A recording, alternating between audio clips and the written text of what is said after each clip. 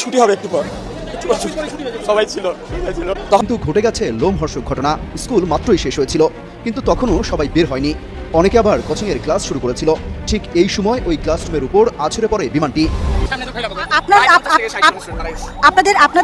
আপনার পরিচিত বন্ধু কেউ কি এরকম আহত হয়েছে? না, এখনো পাই নাই। আমার ছোট ভাইদের সবাই সেফ আছে। মৃতের সংখ্যা বাড়তে বাড়তে শেষ পর্যন্ত 19-এ যে দাঁড়ালো। হাসপাতালে অগ্নিদগ্ধ আছে 120 জন এবং আইএসপিআর বলছে 168 জন। আসসালামু আলাইকুম প্রিয় দর্শক শ্রোতা, আশা করি সবাই ভালো আছেন। নতুন একটি ভিডিওতে সবাইকে স্বাগতম। ঢাকা উত্তরায় মাইলস্টোন স্কুলের ওপর একটি বিমান বিধ্বস্ত হয়েছে। সেখানকার পরিস্থিতি নিয়ে সকল প্রকার তথ্যই নিয়ে চলে এসেছে আজকের এই ভিডিওটিতে। ভিডিওর শুরুতে কিছু ভিডিওর অংশ বিশেষ দেখে হয়তো আন্দাজ করতে পেরেছেন আজকের এই ভিডিওটি কতটুকু গুরুত্বপূর্ণ হতে চলেছে। অতএব চলুন না টেনে একটি লাইক দিয়ে সম্পূর্ণ ভিডিওটি দেখে আসি।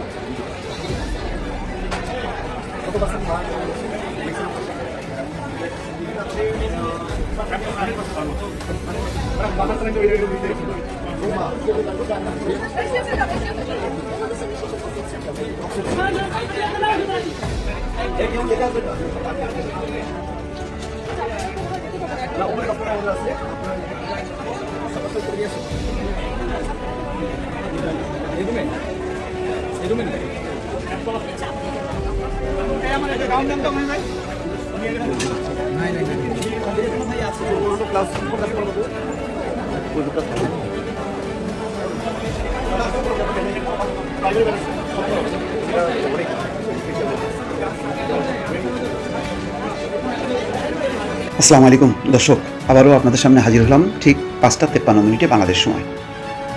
একই অবস্থা, মৃতের সংখ্যা বাড়তে বাড়তে শেষ পর্যন্ত 19-এ যে দাঁড়ালো। হাসপাতালে অগ্নিদগ্ধ আছে 120 জন এবং আইএসপিআর বলছে 168 জন।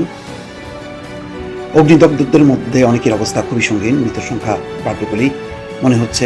এবং উত্তরা সকল হাসপাতালে আছে, কুয়েত 35তে আছে, তারপরে উত্তরা মেডিকেল, লুবনা জেনারেল হাসপাতাল, উত্তরা আধুনিক হাসপাতাল, উত্তরা ক্রিসেন্ট হাসপাতাল, সেমিজ, ঢাকা মেডিকেল, মোট কথা একেবারে ভরে গেছে। সবচেয়ে বিষয়টা দাঁড়াচ্ছে এই যে এমন পরিস্থিতি সামাল দেওয়ার মতন হঠাৎ করে আমাদের একেবারে যে নেই, চিকিৎসা দুর্বলতা প্রকট দেখা গেল, তারপরে সেই শৃঙ্খলা, সেই সমস্যা দেখা গেল, সেই সব কাটিয়ে মানুষ ঝাঁপিয়ে পড়েছে, যার যার অবস্থান থেকে সর্বাত্মক চেষ্টা করেছে, কিন্তু তারপর অনেককে বাঁচানো যায়নি। ইতিমধ্যে আগামীকালকে রাষ্ট্রীয় শোক, প্রধান উপদেষ্টা, রাষ্ট্রপতি সবাই শোক জানিয়েছেন। ঘটনাস্থলে সেনাপ্রধান, স্বরাষ্ট্র উপদেষ্টা, র্যাবের প্রধান এবং আইন উপদেষ্টা আসিফ নজরুল, প্রেস সেক্রেটারি, অন্যান্য সকল আরও উপদেষ্টারা ছুটে গেছেন বিভিন্ন হাসপাতালে, আহতদের দেখছেন এবং এই পরিস্থিতিতে কী করণীয় সেটি দেখা যাচ্ছে। আহতদের আহাজারি চলছে। আহত এবং নিহত যারা আছেন তাদের পরিবারের আহাজারি, ছুটোছুটি, অনেককে এখনও তারা খুঁজে পাননি যে কোন হাসপাতালে আছে, কোথায় আছে। মোট কথা এত মানুষের মৃত্যু এবং হতাহত, তাদেরকে ঘিরে হাজারো মানুষ এবং স্বজনদের এবং সাধারণ মানুষের যেই আর্তনাদ, বুক ফাটা কান্না, ইতিমধ্যে উত্তরার বাতাস ভারী হয়ে গেছে তাদের আহাজারিতে, শোকে, কান্নায়। তার সাথে সহমর্মিতা প্রকাশ করেছে সারা দেশের মানুষ, সারা বিশ্বের মানুষ, বাংলা ভাষাভাষী যারা বাংলাদেশের সাথে সম্পর্কিত। নিঃসন্দেহে এটা আন্তর্জাতিক পর্যায়েও একটা বড় খবর। দর্শক, এখন এই পরিস্থিতি হঠাৎ করেই মনে পড়ল ডাক্তার সামন্ত লাল সেনের কথা।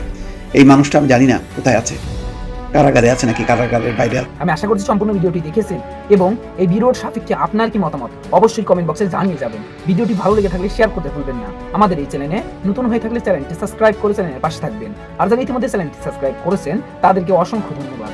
দেখা হবে নতুন কোনো ভিডিও নিয়ে, ততক্ষণ সবাই সুস্থ থাকবেন। আল্লাহ হাফেজ।